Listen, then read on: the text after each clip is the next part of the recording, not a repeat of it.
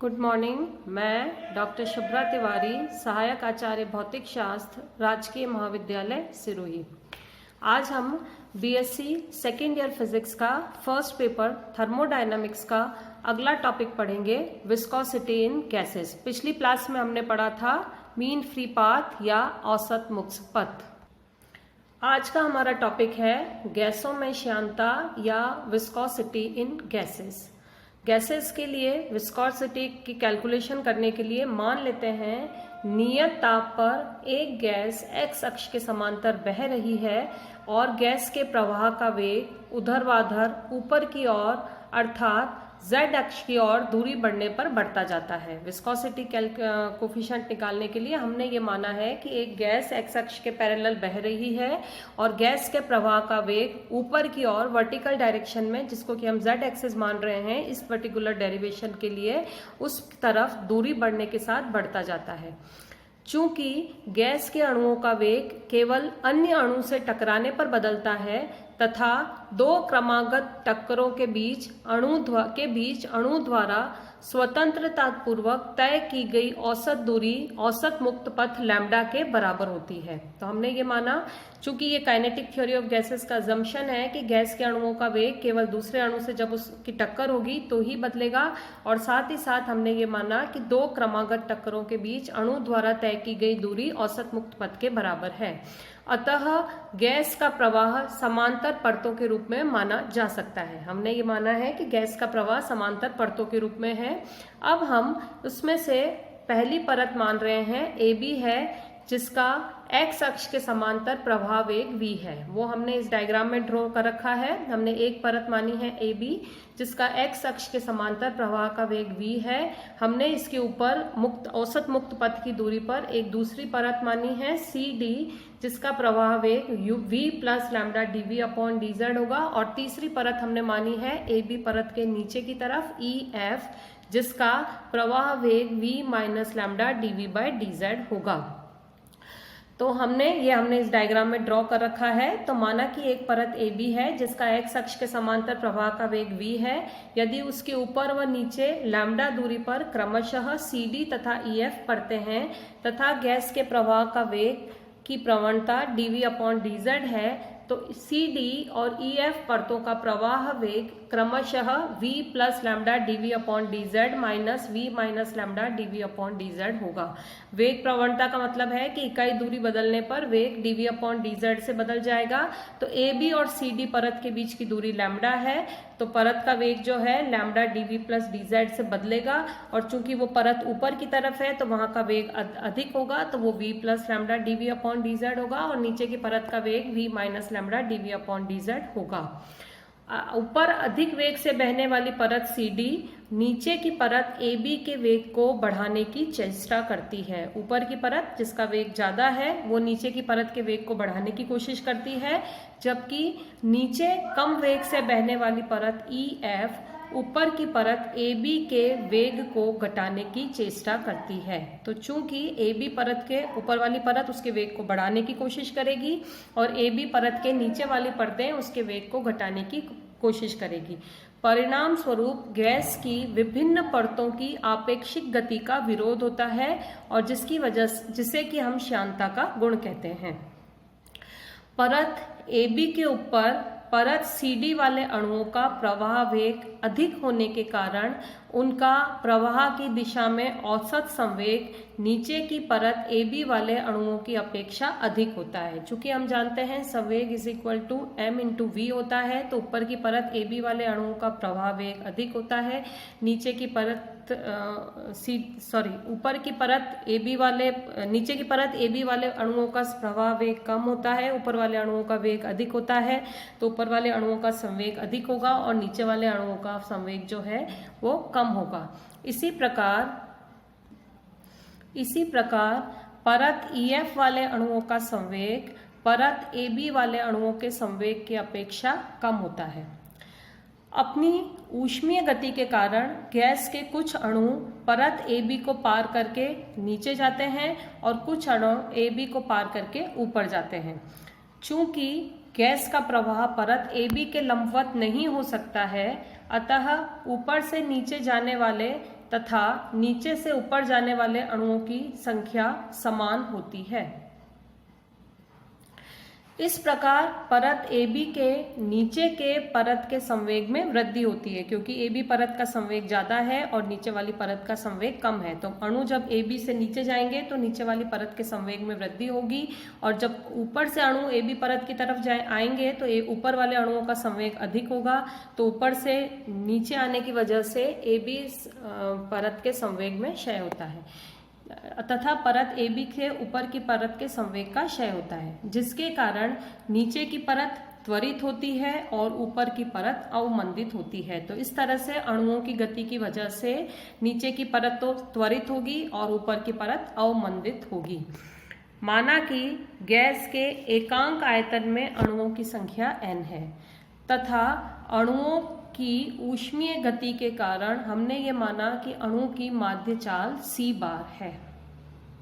साथ ही साथ हम ये मान रहे हैं कि अणु की माध्य चाल c बार की तुलना में प्रवाह वेग v अत्यंत अल्प है। साथ ही साथ हम ये भी मान रहे हैं कि परत AB तक पहुंचने वाले सभी अणुओं द्वारा अपनी अंतिम टक्कर होने के पश्चात माध्य चाल c बार से तय की गई दूरी लैम्डा है। मतलब वो एक माध्य चाल से लैम्डा दूरी टकराने के बाद ही दूसरी टक्कर करेंगे। तो ऊपर की तरफ परत CD से AB तक पहुंचने वाले अणु जिनका की द्रव्यमान m है द्वारा लाया गया संवेग इज इक्वल टू होगा mv plus lambda dv/dz। CD से जो परत AB पर पहुंचेंगे अणु वो इतना संवेग लेके आएंगे। इसी तरह से नीचे की तरफ EF से परत AB पर पहुंचने वाले अणुओं द्वारा लाया गया संवेग वो होगा mv माइनस लैम्डा dv/dz, क्योंकि नीचे वाली परत EF का मान v का वेग v माइनस लैम्डा dv/dz से दिया जा रहा है। चूंकि हम जानते हैं काइनेटिक थ्योरी ऑफ गैसेस से अणु सभी दिशाओं में अनियमित गति करते हैं, अतः 3 परस्पर लंबवत अक्षों में से प्रत्येक अक्ष के समांतर गति करने वाले अणुओं की संख्या कुल अणुओं की संख्या की 1/3 होगी। उसमें से भी हम ये मान सकते हैं कि आधे अणु धनात्मक दिशा में और आधे अणु ऋणात्मक दिशा में गति करेंगे, अर्थात किसी एक दिशा में गति करने वाले अणुओं की संख्या कुल अणुओं की संख्या का 1/6 भाग होगी। हमने ये माना था कि अणु अनियमित गति करते हैं तो किसी भी एक दिशा में अणुओं की संख्या कुल अणुओं की संख्या का 1/3 होगी, और उसमें से भी आधे पॉजिटिव एक्सिस की तरफ और आधे नेगेटिव एक्सिस की तरफ गति करेंगे। तो इन जनरल हम ये कह सकते हैं कि किसी एक दिशा में गति करने वाले अणुओं की संख्या कुल अणुओं की संख्या का 1/6 भाग होगी। अब यदि हम ये माने, अगर हम परत AB पर एकांक आधार क्षेत्रफल तथा c बार ऊंचाई वाले एक सिलेंडर की कल्पना करें तो इस बेलन के कुल अणुओं की संख्या n बार होगी, जिसमें से 1/6 n बार अणु प्रति सेकंड प्रति एकांक क्षेत्रफल ऊपर की परत CD से परत AB की ओर गतिमान होंगे, और 1/6 n बार अणु प्रति सेकंड प्रति एकांक क्षेत्रफल नीचे की परत EF से परत AB की ओर गतिमान होंगे। अतः हम ये कह सकते हैं कि परत CD से परत AB की ओर आने वाले अणुओं से 1 सेकंड में प्रति एकांक क्षेत्रफल में प्राप्त संवेग इज इक्वल टू होगा mv plus lambda dv/dz 1/6 n बार। एक अणु आता है तो वो संवेग का स्थानांतरण करता है mv प्लस लैम्डा dv/dz, और प्रति सेकंड 1/6 n बार अणु आएंगे तो अणुओं द्वारा प्रति सेकंड एकांक क्षेत्रफल में को प्राप्त संवेग हो जाएगा mv plus lambda dv/dz and 1/6 n बार।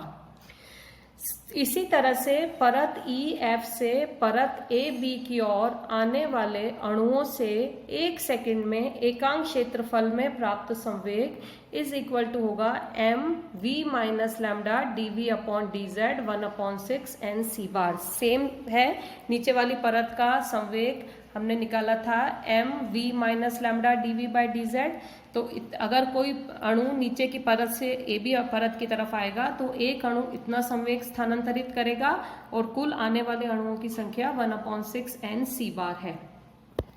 तो हमारे पास एकांक क्षेत्रफल को प्राप्त संवेग EF से परत AB को एकांक क्षेत्रफल में प्राप्त संवेग हमारे पास आया है mv minus lambda dv/dz and 1/6 n c।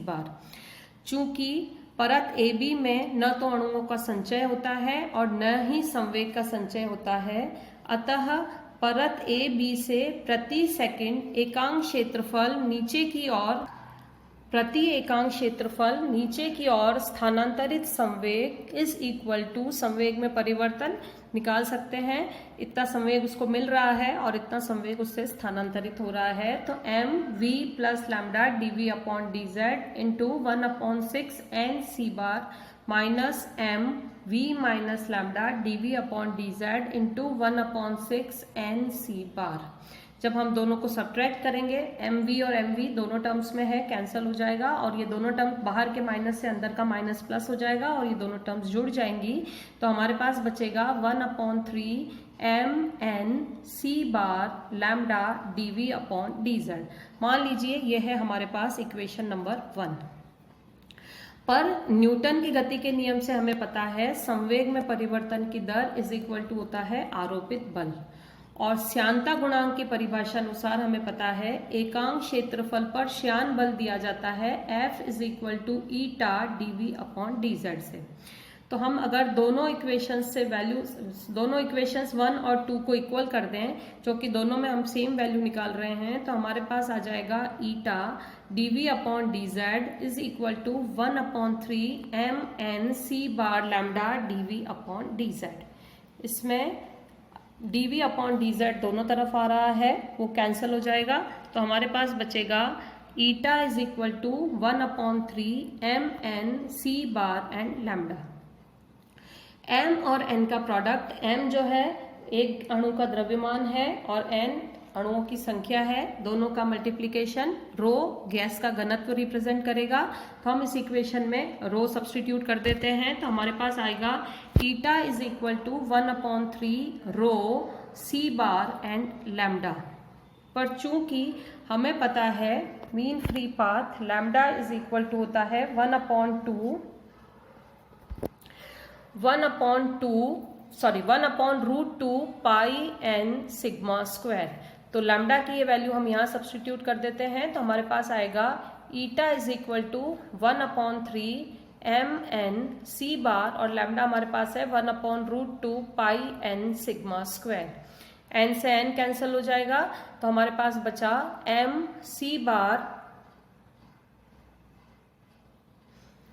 n से n कैंसिल हो जाएगा, तो हमारे पास बचा m c bar 3√2 pi sigma square. तो हम इस इक्वेशन से लिख सकते हैं कि ईटा हमारे पास आ रहा है eta is equal to m c bar 3√2 pi sigma square. इसमें 3√2 कांस्टेंट है और पाई कांस्टेंट है, तो हम लिख सकते हैं गैस की श्यानता दाब पर निर्भर नहीं करती है। हर दाब पर गैस की श्यानता का मान सेम रहता है। गैस की श्यानता अणुओं की औसत चाल c बार के अनुक्रमानुपाती होती है। हम लिख सकते हैं कि विस्कोसिटी, गैस की जो विस्कोसिटी है वो औसत चाल c बार के डायरेक्टली प्रोपोर्शनल होती है, परंतु अणुओं की औसत चाल गैस के परम ताप के वर्गमूल के अनुक्रमानुपाती होती है। चूंकि c bar is directly proportional to square root of temperature, तो हम ये कह सकते हैं कि गैस की श्यानता भी गैस के परम ताप के वर्गमूल के व्युत्क्रमानुपाती होती है।